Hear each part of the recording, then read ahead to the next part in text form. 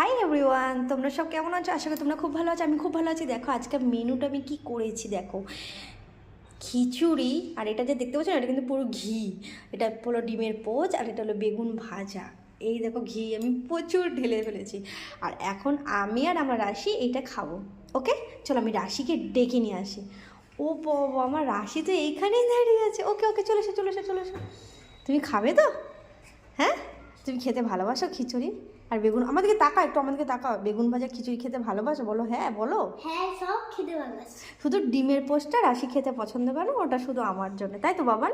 আবার পেটে ব্যথা করে। ওর পেটে ব্যথা করে, একদম রাইট, ওর পেটে ব্যথা করে। বমি করে তো হ্যাঁ, ওর পেটে ব্যথা করে, ওর পছন্দ করে না। তো ডিমের পোস্টটা শুধু আমার, আর খিচুড়ি বেগুন ভাজাটা ওর। চল, আমার তো এখনই জিভে জল চলে এসছে, প্রচণ্ড ঠান্ডা।